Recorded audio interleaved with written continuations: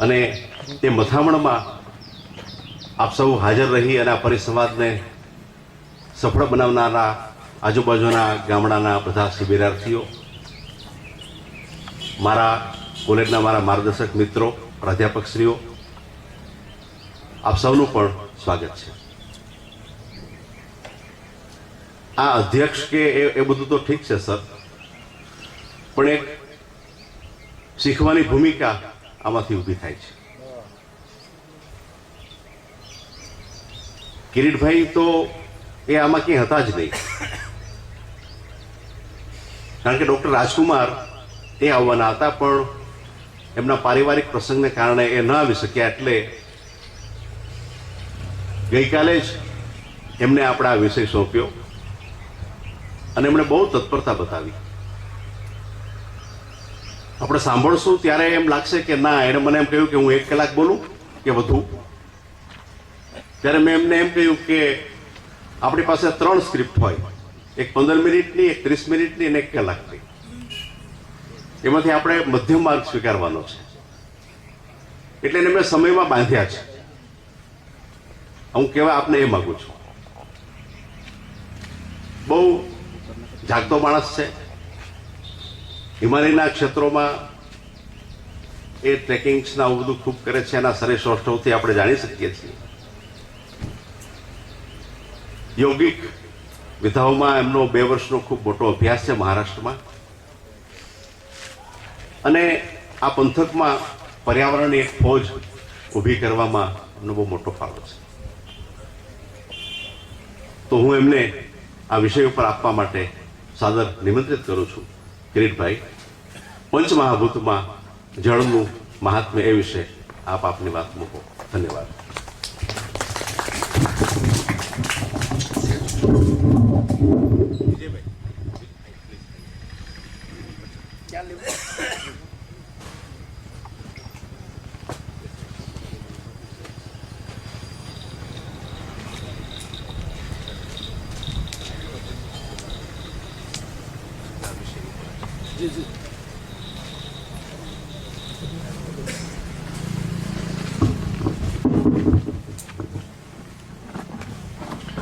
નમસ્કાર.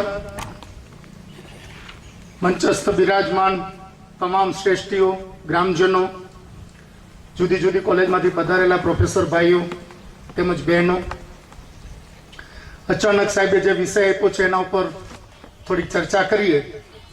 તો આજનો જે વિષય છે, ખાસ તો જલ ઉપર, તો કહેતા આમ તો થોડુંક એવો હર્ષ અનુભવાય છે. કહેવાય છે કે જ્ઞાન માટે જ્ઞાનનો બીજો પર્યાય શબ્દ જ વેદ છે. વેદ એટલે જ્ઞાન. જ્યારે સાક્ષાત વેદો આપણી સામે બેઠા હોય, એ પણ સાહિત્યના માણસો, ત્યારે મારા જેવો એક રમત ગમતનો માણસ અહીંયા આવીને બોલવું થોડુંક આકરું પડે. પણ બને ત્યાં સુધી આપણે થોડીક ચર્ચા કરીશું. પંચમહાભૂતોમાં જલનું મહત્વ. આ જળને તો આપણે ઓળખીએ જ છીએ,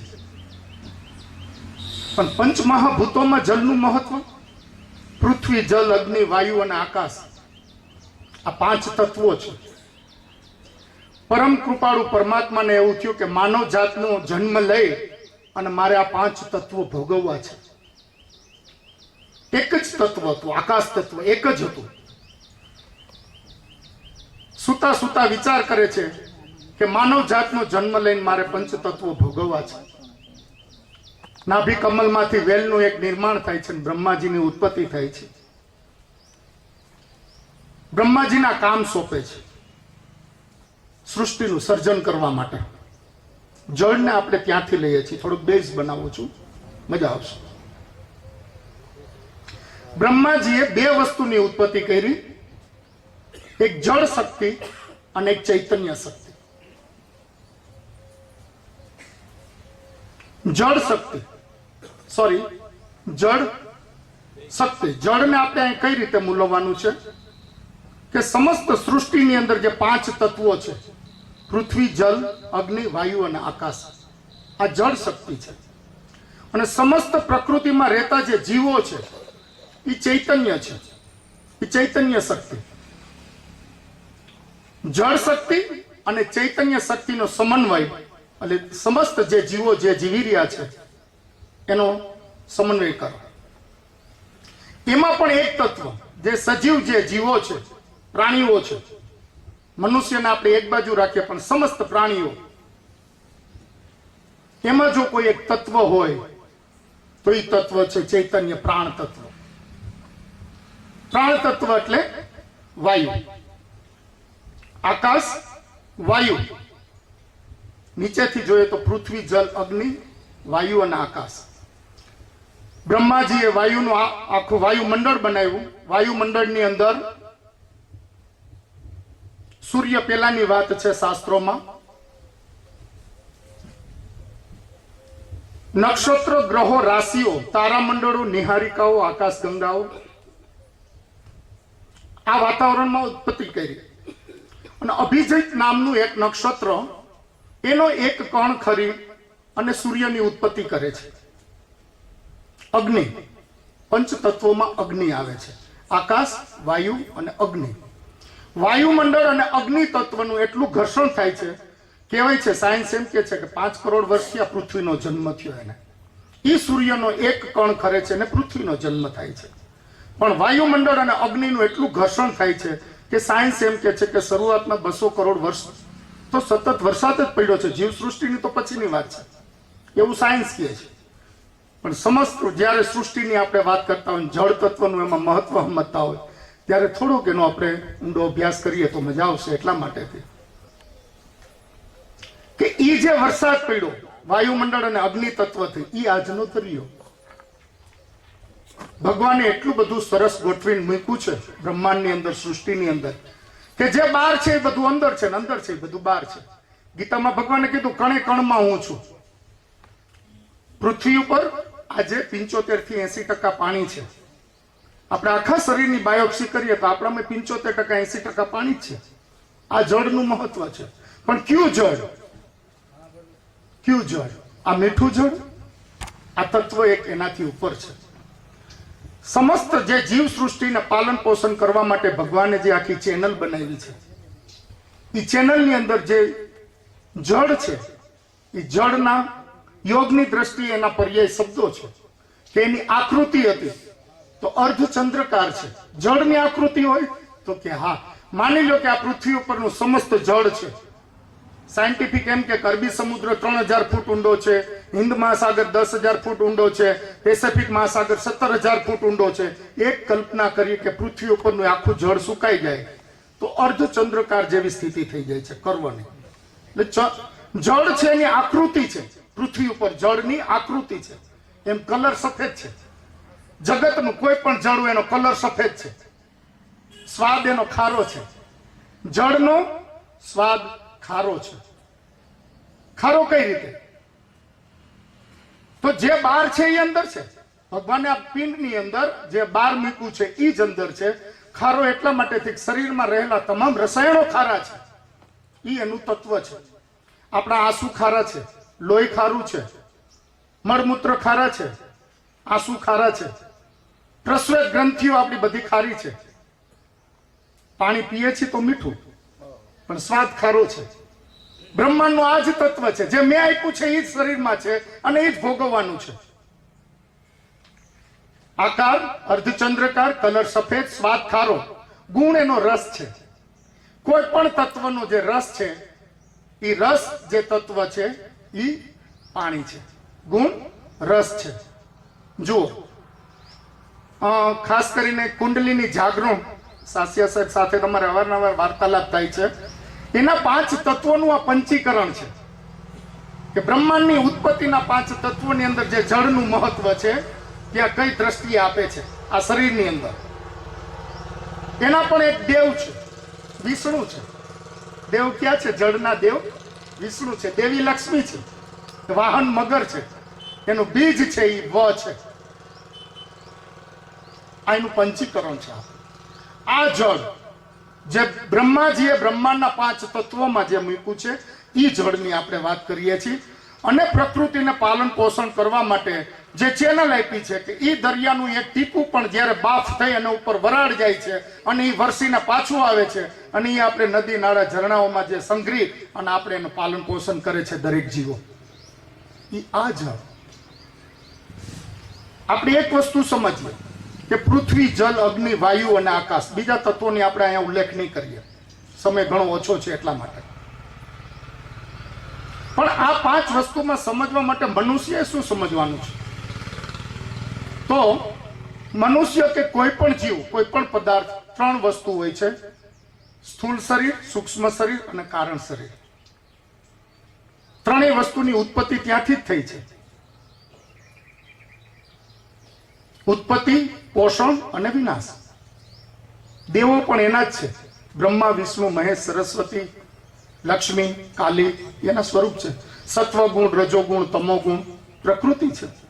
એના ઉપરથી જ આ છે સ્થૂળ શરીર, સૂક્ષ્મ શરીર અને કારણ શરીર. સ્થૂળ શરીર શું છે? પંચ તત્વોને લઈને સ્થૂળ શરીર શું છે? તો આપણું જે શરીર છે, બાહ્ય જે શરીર દેખાય છે, આપણું જે શરીર, આ સ્થૂળ શરીર છે. મૃત્યુ પછી માટીનું બનેલું છે. મૃત્યુ પછી માટીમાં નાખો, માટીમાં મળી જશે. મૃત્યુ પછી આ જ શરીરને માટીમાં નાખો તો માટીમાં મળી જશે. એટલે એને પૃથ્વી તત્વ કીધું છે, સ્થૂળ શરીર કીધું છે.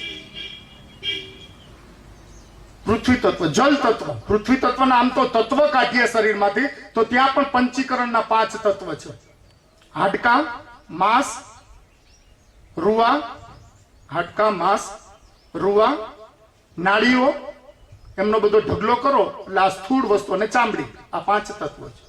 એવા જલના પણ 5 તત્વો ઈશ્વરે શરીરમાં મૂક્યા છે કે જેનાથી આપણું જીવન ચાલે છે. જન્મો જન્મના 84 ફેરા આપણે એમાંથી જ કાઢવાના છે.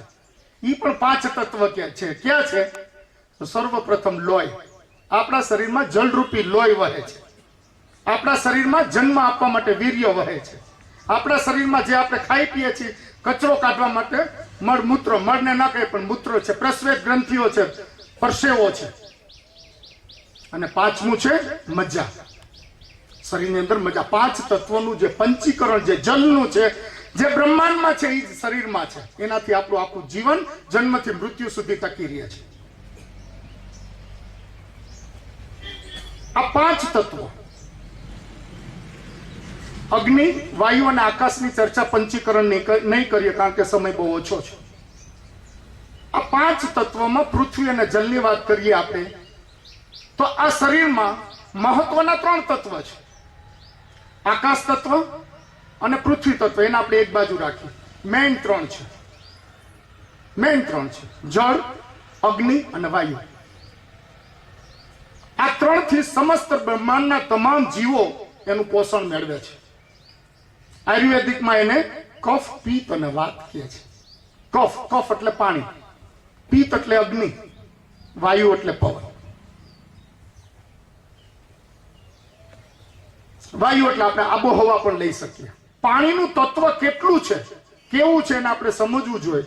તો આ વિશ્વમાં જે 7 અબજ વસ્તી છે, એ આબોહવા અને પાણીના હિસાબે એના ભેદભાવ જોવા મળશે. પ્રકૃતિની રચના જોઈએ. યુરોપિયન પ્રજા કંઈક અલગ પ્રકારની છે. હબસી પ્રજા આફ્રિકાની કંઈક અલગ પ્રકારની છે. મોંગોલિયન પ્રજા કંઈક અલગ પ્રકારની છે. ભારતમાં જોઈએ તો કાશ્મીરી પ્રજા અલગ છે, દ્રવિડિયન રિપબ્લિક અલગ છે, ગુજરાતી અલગ છે, પંજાબી જુદા છે. કેમ ભાઈ? મનુષ્ય તરીકે એક સરખું કેમ ક્યાંય નથી?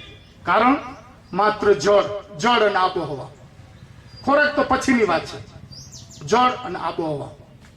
કહેવાય છે કે મનુષ્ય જે સમજણ માણસ છે, બુદ્ધિશાળી માણસ છે, એને છીછરા પાણી કોઈ દિવસ પીવા નહીં, ખારાશવાળા પાણી કોઈ દિવસ પીવા નહીં, ગંદી જગ્યાએથી નીકળેલું કોઈ દિવસ જળ પીવું નહીં. શું કામ?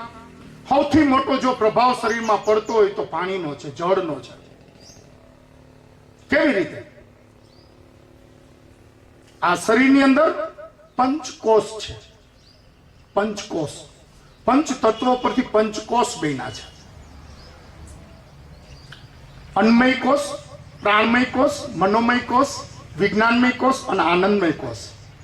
બહુ સમજવા જેવી વાત છે મિત્રો. થોડુંક ગહન છે, સમજો, મજા આવશે. કહેવાય છે કે અમૃત હોય ને, અમૃત, ઈ પણ વાસી થાય તો ઝેર થઈ જાય છે. અમૃત પણ વાસી થાય તો ઝેર થઈ જાય છે. આ શરીરને જે પોષણ આપે છે લોહી પણ બગડે તો પરુ થઈ જાય છે. તો આ શરીરના રહેલા જે 5 કોષ છે એને પ્રકૃતિનું જોઈતું જો આ શુદ્ધ જળ ન મળે તો એમાં પણ વિકૃતિઓ ઊભી થાય છે. આ 5 કોષને આપણે સુધારવાના છે. અન્નમય કોષ, પ્રાણમય કોષ, મનોમય કોષ, વિજ્ઞાનમય કોષ અને આનંદમય કોષ. આ છે શું? આ 5 કોષ છે શું? 5મો કોષ જો પેલા સમજશે તો પેલો આપને સમજાઈ જશે. આ શરીરની અંદર 5 કોષથી આ શરીર બનેલું છે. અને આનંદમય કોષમાં આપણો ઈશ્વર બેઠો છે.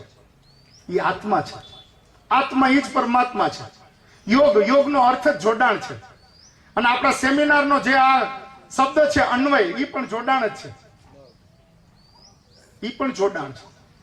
આ 5 કોષોનું જે જોડાણ છે એમાં રહેલો આનંદમય કોષમાં ઈશ્વરનું તત્વ છે, એની આત્મા છે. આપણે એક પ્રતીક રૂપે લઈએ કે આનંદમય કોષ સુધી આપણે પહોંચવું કેમ, એનું સ્થાન ક્યાં છે? તો 7 ચક્રોમાં આપણે એનું સ્થાન જોઈએ. શરીરની અંદર 7 ચક્રો છે. મૂલાધાર ચક્ર, સ્વાધિષ્ઠાન ચક્ર, મણિપુર ચક્ર, અનાહત ચક્ર, વિશુદ્ધિ ચક્ર, આજ્ઞા ચક્ર અને સહસ્ત્રધાર ચક્ર. જુઓ, બ્રહ્મરંધ્રથી લઈ અને મૂળ સુધીનું જે પહેલું ચક્ર છે એનું નામ જ મૂલાધાર છે. એના ઉપર આખો આધાર છે. ભારતીય સંસ્કૃતિ અને ભારતીય પુરાણોમાં આપણે કહીએ છીએ 33 કરોડ દેવતા. 33 કરોડ દેવતાના બીજ આપણા શરીરમાં છે. 33 મણકાઓ દેવતાઓના બીજ છે. 8 વસુઓ છે, 12 આદિત્ય છે, 11 રુદ્રો છે, પ્રજાપતિ છે અને ઇન્દ્ર છે. 11 જે દેવતાઓ છે એના બીજ છે. બ્રહ્મરંધ્રથી માંડીને મૂલાધાર ચક્ર સુધી. મૂલાધાર ચક્રની ઉપર મૂળ નામ જ મૂળ છે. આખા શરીરનું મૂળ છે. સહસ્ત્રધાર ચક્ર અને મૂલાધાર ચક્રને સમજવા માટે આપણે 1-2 કલાક હોય તો બહુ મજા આવે એવો વિષય છે મિત્રો. પણ આપણે વાત માત્ર જલ તત્વની જ કરવાની છે.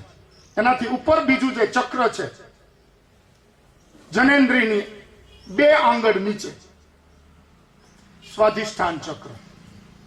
સ્વનું અધિષ્ઠાન. કોનું અધિષ્ઠાન? સ્વનું અધિષ્ઠાન. સ્વ અંદર રહેલો આત્માનું અધિષ્ઠાન છે સ્વાધિષ્ઠાન ચક્ર. આ ચક્ર માં જે દેવતાઓ રહે છે એમાં દેવતા છે વિષ્ણુ અને દેવી છે લક્ષ્મી. યંત્ર છે શ્રી. 3 યંત્રો છે ને, રી, શ્રી અને કરલી. આ 3 શરીરમાં જ છે. ત્રિગુણોત્સવ જે આખું શરીર ઈશ્વરે બનાવ્યું છે એની અંદર જ બધું સમાવાઈ જાય છે. પણ આપણે એની ચર્ચા ન કરતા માત્ર જળ તત્વની ચર્ચા કરીએ તો મેં તમને પહેલી વાત કીધી કે કફ, પિત્ત અને વાયુ. હવે જો સમજવાનું અહીંયા છે, જે અત્યારે આપણે અહીંયા બેઠા છીએ એમાં થોડુંક ધ્યાન અહીંયા આપજો, મજા આવશે. કફ, પિત્ત અને વાયુ, પાણી, અગ્નિ અને આબોહવા.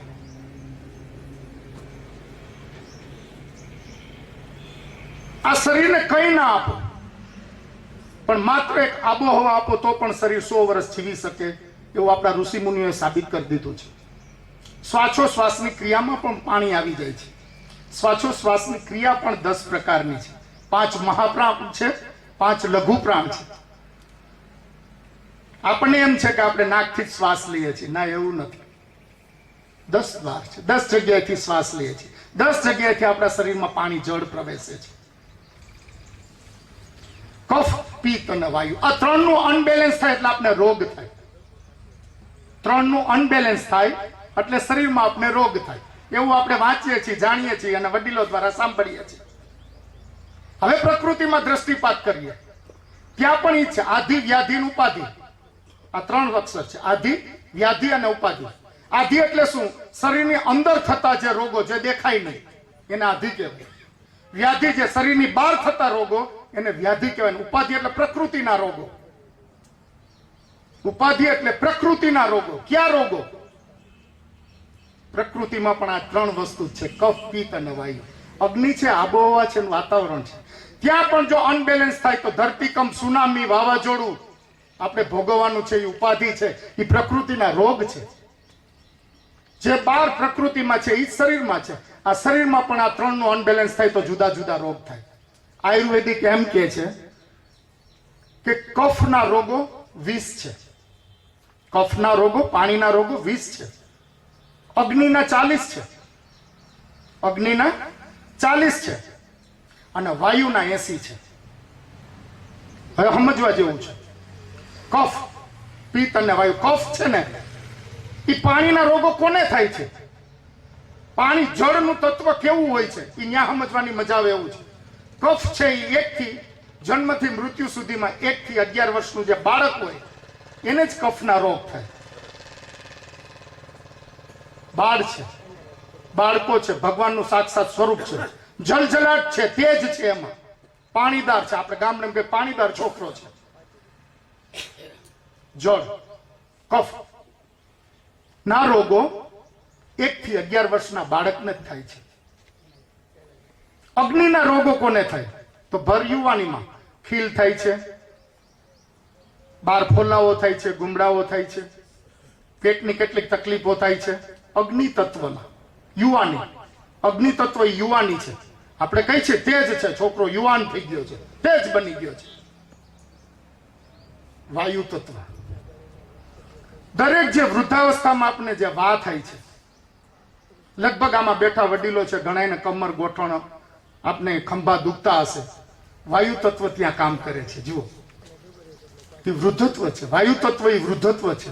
અને કહેવાય છે આયુર્વેદિકમાં કે ખરાબમાં ખરાબ જો કોઈ તત્વ હોય તો વાયુ તત્વ છે. શરીરમાં જ્યારે વાયુ તત્વના જ્યારે રોગ થાય છે ત્યારે આખા શરીરના ગાંડ પણ ઉપડાવી દે છે. તો શું કામ થાય છે આ? કારણ કે ત્યાં પણ એ 3 વસ્તુનો અનબેલેન્સ થાય છે. આપણે ખાતા પીતા, ઉઠતા બેસતા, સૂતા કંઈ આપણે આવડતું નથી. એ શીખવા માટે આપણે પ્રકૃતિમાં રહેલા જે બીજા જીવો છે એની પાસેથી શીખવા જેવું છે. પતંજલિએ 2500 થી 3000 વર્ષ પહેલા એમ કીધું હતું કે એક સમય એવો આવશે કે દરેક માણસે તંદુરસ્ત જીવવા માટે યોગ કરવા પડશે. યોગ સૂત્ર 90 સૂત્ર છે. આપણે આખું નથી સમજી શકીએ. 4 વેદોથી ઉપર છે, ઈશ્વરે આપેલું. એને છણાવટ કરીને પતંજલિએ 90 સૂત્ર મૂક્યા છે. 90 સૂત્રમાંનું 29મું સૂત્ર અને એની પેટા કોલમ એ એટલે અષ્ટાંગ યોગ. આપણે અષ્ટાંગ યોગને નથી સમજી શકીએ એમ. એક જન્મમાં નહીં, જન્મો જન્માંતરમાં આપણે માત્ર અષ્ટાંગ યોગને સમજી શકીએ એમ નથી. માણસ 3 દિવસ યોગની શિબિરમાં જાય, આવીને એમ કે મને યોગ આવડી ગયા. શક્ય જ નથી. યોગ એમ ના આવડે, એમ યોગ ના આવડે. તો છે શું? અષ્ટાંગ યોગમાં બ્રહ્મચર્ય જે છે, યમ, નિયમ, આસન, પ્રાણાયામ, પ્રત્યાહાર, ધારણા, ધ્યાન ને સમાધિ, આ 8 પાસા છે.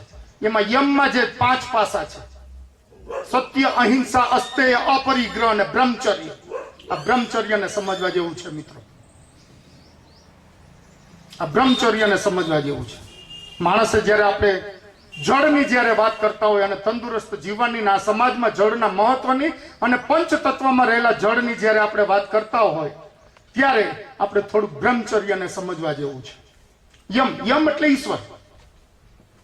અષ્ટાંગ યોગના જે 8 પાસા છે, યમ, નિયમ, આસન, પ્રાણાયામ, પ્રત્યાહાર, ધારણા, ધ્યાન ને સમાધિ, એમાં યમના 5 પેટા છે, 5 પાસા છે. યમ એટલે ઈશ્વર, નિયમ એટલે મનુષ્ય, આત્મા, યમ એટલે પરમાત્મા. આત્મા અને પરમાત્માનું મિલન છે ત્યાં, એ જ ધર્મ છે. અષ્ટાંગ યોગને સમજવાની આજ મજા છે. 5 પાસામાં પહેલું સત્ય, અહિંસા, અસ્તેય, અપરિગ્રહ અને બ્રહ્મચર્ય. જળની વાત છે એટલે આપણે બ્રહ્મચર્યની વાત કરીશું, બીજા તત્વોને નહીં લઈએ આપણે. યમ, ઈશ્વર એમ કે છે કે આ 5 તત્વો મેં બનાવ્યા છે, તારે આમ જીવવાનું છે. પછી આવે છે નિયમ. હવે જન્મી ગયા પછી મારે નિયમ બનાવવાના છે કે મારે આમ જીવવાનું છે. ક્યાં છે? સોચ, સંતોષ, તપ. સોચ, સંતોષ, તપ, ઈશ્વરીય પરિધાન અને સ્વઅધ્યયન.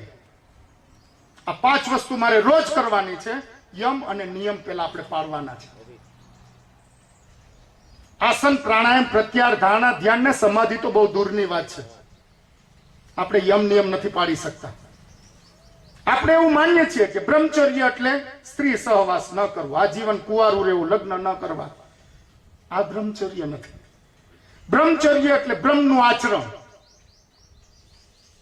સમસ્ત સૃષ્ટિમાં જે બ્રહ્મનું આચરણ છે એ બ્રહ્મનું આચરણ આપણે કરવાનું છે. એ બ્રહ્મચર્ય. થોડુંક આધ્યાત્મિક અને ઈશ્વરીય શક્તિમાં થોડુંક પાસું અહીંયા આવે છે. બે શક્તિઓ કામ કરે છે, એક ભક્તિ યોગ અને એક રાજયોગ અથવા તો હઠયોગ બ્રહ્મચર્યમાં કામ કરે છે. શું કામ કરે છે? ભક્તિ માર્ગમાં એમ કહે છે ઈશ્વર કે હું બહાર બેઠો છું, તારામાં તાકાત હોય તો મને પામી લે. હું બહાર બેઠો છું, તારામાં તાકાત હોય તો મને પામી લે. ભક્તિ કરી અને પાઈમાં. મીરા, નરસિંહ મહેતા ઘણા સંતો થઈ ગયા, સાક્ષાત ઈશ્વરને એને પકડી લીધા. આ તાકાત. પણ હઠયોગ અથવા રાજયોગ એમાં ઈશ્વર એવું કહે છે કે ક્યાંય જવાની જરૂર નથી, તારામાં તાકાત હોય તો હું તારામાં જ બેઠો છું, મને પામી લે. માર્ગ છે સાધનાનો માર્ગ. અને ઘણા બધા ઋષિ મુનિઓ અને મહાપુરુષોએ એને સાક્ષાત કર્યા. વાત એ આવે છે બ્રહ્મચર્યમાં કે ઈશ્વરની પ્રાપ્તિ તો પછીની વાત છે. ઈશ્વર એમ કહે છે કે મને મારી પાસે આવતા પહેલા મેં જે આપ્યું છે એને તો પામી લે, એને તો ઓળખી લે, એને તો બ્રહ્મચર્યનું આચરણ કરી લે. સમજવા જેવું છે. તો કે મેં શું આપ્યું છે? તો સૂર્ય, ચંદ્ર, નક્ષત્ર, ગ્રહો 9, રાશિઓ 12, નક્ષત્ર 28. સૂર્ય, ચંદ્ર, નક્ષત્ર, ગ્રહો, રાશિઓ, તારામંડળો, નિહારિકાઓ, આકાશગંગાઓ, વાર, તિથિ, પક્ષ, ઋતુઓ, સંધ્યાઓ, નદી, નાળા, ઝરણા, પર્વતો, પાણી, પશુ, પક્ષી, જનાવર, કીટ, પતંગો અને 5 તત્વો પૃથ્વી, જલ, અગ્નિ, વાયુ ને આકાશ. આ સમગ્ર સૃષ્ટિની અંદર થતા જે પરિવર્તનો છે, અણુને અણુના જે ફેરફારો છે, એને થોડુંક પામતા શીખી જા. આ બ્રહ્મને મેં આપ્યું છે, બ્રહ્મનું આચરણ કરતા શીખી જા. 120 વર્ષ સુધી હું તને લેવા નહીં આવું. જૂના ઋષિ મુનિઓ, મહાપુરુષો આપણે જીવતા, એનાથી પણ જાજા વર્ષ જીવતા. આપણા શાસ્ત્રોમાં એના ઉલ્લેખો છે. પણ આપણે આચરણ કરીએ છીએ. આ ક્યારે ખવાય ક્યારે પીવાય આપણે ખબર પડે છે. જૈન થિયરી એક એવી છે અત્યારે, જૈનો. આપણે કોઈ ધર્મની ટીકા ટિપ્પણી કે કોઈ એવું નથી કરતા, પણ આજની તારીખે સમાજમાં જે જૈનો છે એ હજી આ થોડુંક પાલન કરે છે. સોરી, કે સૂર્યાસ્ત પછી કોઈ દિવસ ખવાય નહીં. સાંજે બને ત્યાં સુધી તંદુરસ્ત જીવન જીવવું હોય તો સાંજે જમાય નહીં. આયુર્વેદિક એમ કે છે કે સવારે પેટ ભર નાસ્તો કરાય. બદલાતા સમયમાં વ્યાખ્યાઓ બદલી ગઈ છે. હું તો કે સવારમાં ખાતો જ નથી, ચા પીને નીકળી જાઉં. ભયંકર પિત્તના રોગ થશે. જે માણસો સવારમાં નાસ્તો નથી કરતા, ભયંકર રોગો થશે ઉંમર થતા. સૌથી બેસ્ટ તો તમારે સવારે પહેલા ભરપેટ નાસ્તો કરવાનો છે, બપોરે લાઇટ જમવાનું છે. શક્ય હોય 35-40 વર્ષ પછી જો આપણે પહોંચી ગયા હોય તો સાંજનું જમવાનું છોડી દેવાનું છે. જુઓ પછી આની મજા. 1-2 મહિના, 3 મહિના, 6 મહિના પ્રયોગ તો કરો, કઈ આઘું નથી જાવ. અને પ્રકૃતિમાંથી શીખવાનું છે. આપણે આમાં ખેડૂના દીકરા બેઠા છીએ, બધાને ખબર હશે કે રાતના 11 વાગે આપણે ગાય, ભેંસ કે બળદને લીલી કાચ જેવી મકાઈ નાખીએ ને તોય મોટું ન મારે. એને ખબર છે અત્યારે રાત છે, અત્યારે ન ખવાય. પક્ષીઓમાં તમે ચબૂતરે સોનાના દાણા જેવી ચણ નાખો, એ કબૂતર નીચે ન ઉતરે. એને ખબર છે કે અત્યારે ન ખવાય. બ્રહ્મનું આચરણ કરે છે. કુકડો સવારે 4 વાગે સિગ્નલ આપે છે, જગત આખાના કુકડા, કે પ્રકૃતિની બ્રહ્મા 8મો પહોર ઉગી ગયો છે.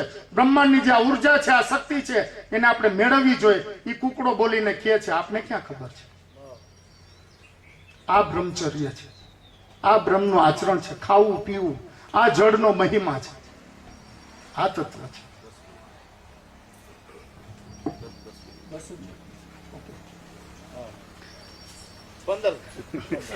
ઓકે સર, તમારા ચરણોમાં આવ્યા છે. તો પંચ મહાભૂતોમાં જે જળનું મહત્વ છે ઘણી જગ્યાએ એનો ઉલ્લેખ થાય છે યોગમાં. કુંડલીની જાગરણમાં તો અદ્ભુત છે, અદ્ભુત છે, અદ્ભુત છે. સમય જોઈ સમય નથી આપણી પાસે, પણ વચ્ચે એક વાત કરી દઉં તો બીજી. સાહેબ 10 મિનિટનું કીધું તો 10 મિનિટનું એક થોડું ટ્વિસ્ટ કરીને 5-7 મિનિટની વાત છે, ઝડપથી હું પૂરી કરી દઈશ સાહેબ, તમારો સમય હું નહીં બગાડું. જળ એ જ જીવન. અનેક જગ્યાએ આપણે વાંચીએ છીએ, જાણીએ છીએ, લખીએ છીએ, સાંભળીએ છીએ. જળ એ જ જીવન. જળ જીવન કઈ રીતે આપી શકે? આ જળથી ઉપરની એક વાત છે, થોડુંક સમજવાનો પ્રયત્ન કરજો. ઈચ્છા શક્તિઓ, કામનાઓ, વાસનાઓ જે આપણા શરીરમાં રહી ગઈ અને અચાનક આપણે મૃત્યુ પામી ગયા. સમજો મિત્રો બરોબર. ઈચ્છાઓ રહી ગઈ. આ શરીર છે ને એને ભૂલે ચૂકે કોઈ દિવસ અમુક વસ્તુ સંભળાવી નહીં કે અમુક ઈચ્છાઓ કરવી નહીં, કારણ કે શરીર ભૂલી જશે, સૂક્ષ્મ શરીર નહીં ભૂલે, કારણ શરીર તો બિલકુલ નહીં ભૂલે.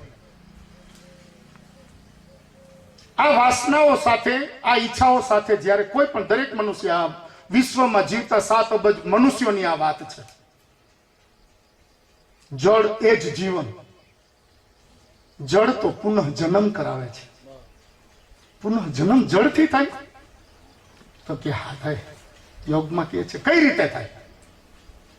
પાણીનું એક બિંદુ પણ જો બળે છે તો વરાળ રૂપે ઉપર જાય છે, આપણે બધા જાણીએ છીએ. તો આ દેહ મરી ગયા પછી ખાલી ગયો છે? ભણેલ ગણેલ અને વેસ્ટર્ન કલ્ચરના જે માણસો છે એને આ વસ્તુને સ્વીકારતા નથી, પુનઃ જન્મને. જ્યારે આપણા શાસ્ત્રોમાં એની કાયદેસર વૈજ્ઞાનિક પદ્ધતિથી આખી સિસ્ટમ આપી છે. જળ એ જ જીવન છે. જળ તો તમને જીવન આપે છે, આપને જીવન આપે છે. 84 યોનિમાંથી ફેરા પ્રાપ્ત કરવાના છે, આ જળ જ લઈ આવે છે આપણને. કઈ રીતે? કે એક જળનું બિંદુ દરિયામાં વૈશાખ મહિનાનો તડકો પડતો હોય, બળબડતા તડકામાં એ બિંદુ બળી અને બાફ થઈને, વરાળ થઈને જો વાયુમંડળમાં ફરતું હોય અને વરસાદ રૂપે સિંચન થઈને પાછું જમીન ઉપર આવતું હોય, તો આ મનુષ્યનો દેહ ફેલ જાય. મૃત્યુ પછી સ્થૂળ શરીર છે એ નાશવંત પામે છે. સૂક્ષ્મ શરીર, આત્મા જે શરીર છે એ વાતાવરણમાં વિલીન થાય છે. ક્યાં વિલીન થાય છે? તમારી ઈચ્છાઓ, તમારી કામનાઓ, તમારી વાસનાઓ લઈ તમે એનો સમયની રાહ જુએ છે આત્મા, કે મારે હવે ક્યાં જન્મ લેવો, મારે હવે ક્યાં જન્મ લેવો. એના માટે 1 સેકન્ડ કે 1000 વર્ષ એક ક્ષણ બરોબર છે. ત્યાં ઘડિયાળ નથી.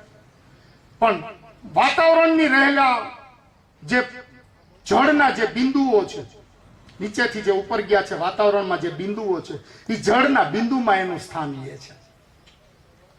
જળના બિંદુમાં આત્માનું સ્થાન છે. યોગમાં એવું કહે છે પતંજલિ. કોઈ ટૂંકા પીરિયડમાં, કોઈ મધ્યમ પીરિયડમાં, કોઈ લાંબા ગાળા સુધી ત્યાં રાહ જોવે છે. શેના માટે? પ્રારબ્ધ. જે જીવી ગયા હતા, જન્મથી મૃત્યુ સુધી જે જીવી ગયા હતા, ઈચ્છાઓ, વાસનાઓ, કામનાઓ, હવે એની જ્યાં પૂરી નહીં થાય, જ્યાં જવું છે ત્યાં નહીં મળે, ત્યાં સુધી ઉપર રહેશે. નીચે કઈ રીતે આવે છે? હવે આ જળ નીચે કઈ રીતે આવે છે? આપણે બધા જાણીએ છીએ કે વરસાદ રૂપે જળ પાછું નીચે આવશે, આત્મા પાછો નીચે આવશે. ક્યાં પડશે? કઈ જગ્યાએ પડશે? ઈ પણ એને પસંદ કરી લીધું છે. ઈ જ જગ્યાએ પાણીનું બિંદુ પડશે અને ઈ જ જગ્યાએ અન્ન પેદા થશે. ઈ અન્નમાં ઈ પાછો ઈ અવતરશે. ઈ જ તત્વ પાછું એમનું ઈ અન્નમાં આવશે. અન્ન પાછું કોણ લેશે? ઈ સ્ત્રી, ઈ પુરુષ, ઈ વીર્ય, ઈ રજ જ્યારે સંયોજન થશે ત્યારે આત્મા રૂપી એમાંથી પાછું જન્મ લેશે. ઈ આ છે. આજ એક જન્મ નહીં પણ જન્મો જન્માંતરના ફેરા આપણને આ રીતે આપણે ફેરવે છે. આપણે કહીએ છીએ માણસ મરી ગયો, કોઈ ધર્મ પ્રમાણે એને દાટી દે છે, કોઈ બાળી દે છે, કોઈ લટકાડી દે છે, ગમે પણ છેલ્લે તત્વ તો એને 5 મહાભૂતોમાં જ વિલીન થવું પડે છે. અંતે મનુષ્યોને 5 મહાભૂતોમાં જ વિલીન થવું પડે છે. સાહેબ આપનો જાજો સમય નહીં લેતા. અચ્છા, હા, તો સાહેબ જળ ઉપરના મોક્ષ ઉપરની વાત લઈ લો. 5-10 જન્મથી મૃત્યુ સુધી શું છે સ્વર્ગ, શું છે નર્ક, શું છે મોક્ષ? હિન્દુ ધર્મમાં એમ કહીએ કે ગંગા નાહી આવી એટલે મોક્ષ મળે. વૈતરણી નદીમાં ગાયનું પૂંછડું જઈને આપણે પાણી રેડીએ એટલે આપણે મોક્ષ મળે. કેમ મોક્ષ મળે? પતંજલિ તો એમ કહે છે અષ્ટાંગ યોગને વાંચીએ ત્યારે કે આ ધરતી ઉપર અત્યારે 7 અબજ વસ્તી છે, એ મૃત્યુ પામે તો લગભગ એક પણ ને મોક્ષ ન મળે. તો મોક્ષ મળે કોને? સ્વર્ગ એટલે શું, નર્ક એટલે શું? બહુ સરસ વાત કરી છે કે ઈશ્વર જે જન્મ આપે છે ને, પરમ કૃપાળુ પરમાત્માની જે મસાલ સળગે છે એનો એક કણ ખરે છે ને આપણો જન્મ થાય છે. ભગવાન એમ કે છે કે હું તને મોક્ષ માટે મોકલું છું, હું તને મોક્ષ માટે મોકલું છું, પણ મોક્ષ લેવો કે કેમ ઈ તારા ઉપર છે, એમાં હું તને કાંઈ મદદ નહીં કરું. મોક્ષ લેવો કે કેમ ઈ તારા ઉપર છે, એમાં હું તને મદદ નહીં કરું. તારે તારું જે જન્મથી મૃત્યુ સુધી જે જીવન જીવવાનું છે એ તારે મોક્ષ માટે જીવવાનું છે. ટૂંકમાં આપણે થોડાક આગળ હાલીએ તો માણસના મૃત્યુ છે ને 3 વસ્તુથી થાય છે. આપણા સ્વજનો, કુટુંબ, સમાજ, ઘર કે આજુબાજુના વિસ્તારમાં જે પણ આપણા સદસ્યો છે એમાં હવે જોજો, લગભગ આમાં વડીલો બેઠા છે એને ખબર જ હશે. 3 જ પ્રકારના મૃત્યુ થાય, ચોથું મૃત્યુનો પ્રકાર જ નથી. ઈશ્વર એમ કે છે કે તારે મરતી વખતે તારે સાઈન કરવાની છે. આપણે બેંકમાં જઈએ ને ચેક વટાવીએ તો એ સાઈન છે ને, સાઈન નો પૈસા ન મળે. એમ ઈશ્વર એમ કે છે કે તારી સહી નહીં હોય તો હું તને નહીં સ્વીકારું, તારે સહી કરીને મરવાનું છે. ભણેલો હોય કે અભણ હોય, કોઈ પણ વ્યક્તિ હોય. સ્વર્ગ અને નર્કની આ વ્યાખ્યા સમજવા જેવી છે યોગની. મૃત્યુ વખતે સહી તો કે હા, કઈ રીતે? જે વ્યક્તિનું જે મૃત્યુ થાય છે, મૃત્યુ સમયે નર્કના દ્વારથી જેનો જીવ જાય છે, ઝાડો પેશાબ થઈ જાય છે પથારીમાં. 100 માંથી 90 માણસોને આ થાય છે. અને આપણા શાસ્ત્રોમાં એ સબને નવડાવીને અંતિમ ક્રિયા કરવાની જે કઈ વિધિ હોય, આ શું બતાવે છે? એ સહી કરીને ગયો છે. આત્મા અંદર કાઢવા માટે બહુ તકલીફ પડે છે, એમને નથી નીકળતો. આ પ્રાણ પરમાત્મામાં વિલીન કરવામાં બહુ સહન કરવું પડે છે. એન્ડ સમયે શાસ્ત્રોમાં લખે છે 7 જે દ્વાર છે મૃત્યુના, જો એ આત્મા એમાંથી નીકળે નહીં તો એ જીવિત છે, એને નીકળવું જ પડે તો જ મૃત્યુ છે. અને ઈશ્વર એમ કે છે તારે સહી કરીને જ આવવાનું છે.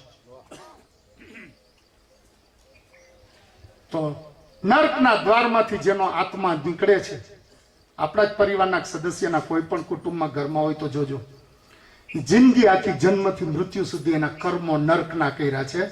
એ માણસ જે જન્મથી મૃત્યુ સુધી જે જીવો છે સમાજમાં, એને નર્ક ભોગવ્યું છે, એમ પતંજલિ કહે છે. સ્વર્ગ ને નર્ક ક્યાંય નથી, ઉપર તો ક્વોન્ટમ સાયન્સ છે.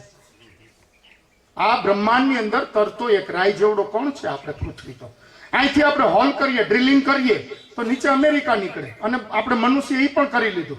રશિયામાં 12 કિલોમીટર સુધી ડ્રિલ ગઈ, પછી નથી ગઈ સાહેબ. રશિયામાં છે ઊંડામાં ઊંડી ડ્રિલિંગ 12 કિલોમીટર. પણ જો ધરતી ઉપરથી ડ્રિલિંગ ઇન્ડિયાથી કરવામાં આવે તો અમે અમેરિકા નીકળે. અને એ પણ તરતું. તો ક્યાંય સ્વર્ગ કે ક્યાંય નર્ક છે નહીં. સ્વર્ગ અને નર્ક એ આપણે જન્મ આપ્યો છે, આ સમાજમાં જ છે.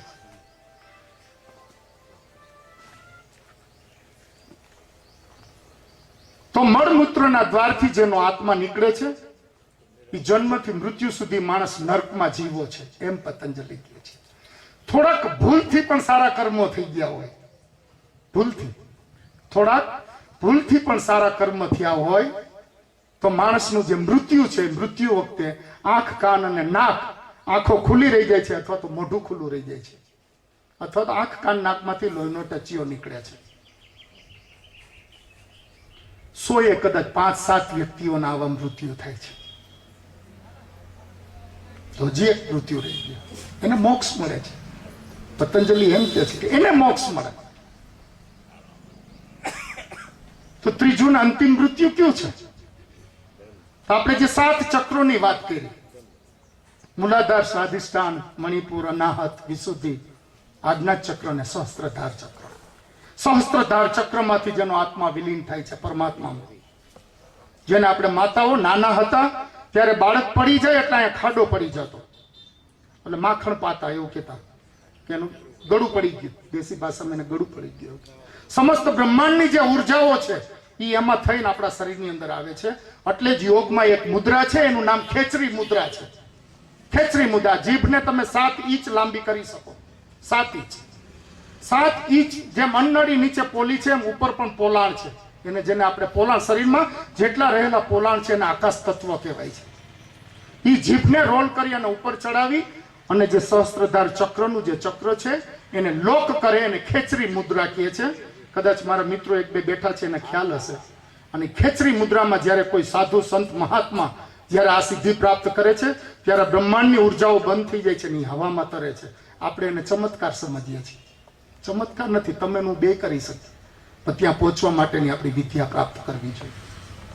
અને જેનો આત્મા સહસ્ત્રધાર ચક્રમાં થઈ અને પરમાત્મામાં વિલીન થાય છે એને મોક્ષ મળે, એમ પતંજલિ કહે છે. કદાચ આ બ્રહ્માંડની અંદર એકાદ બે વ્યક્તિઓ એવી કોઈ વિરલા હોય એમને મળે, પણ ઈશ્વર તો એમ કહે છે કે મોક્ષ લીધા પછી હું તને નહીં સ્વીકારું. ત્યાં વાત આખી બીજી આવે છે કે તું મોક્ષ લઈને આવ્યો છો તો હવે હું તને અહીંયા નહીં રહેવા દઉં, વૈકુંઠમાં. તારું સ્વર્ગમાં કામ નથી. ઈશ્વર અને ભગવાન બેને સમજવા જેવું છે. ઈશ્વર જુદો છે, ભગવાન જુદો છે. આપણે ભગવાનની વ્યાખ્યા સમજવી પડે. પહેલા તો આ બધું જે કંઈ આપણે સાંભળીએ છીએ ને 2 દિવસ ત્યાં, એને બધું પ્રાપ્ત કરવું હોય તો ઈશ્વરને સમજવો પડે.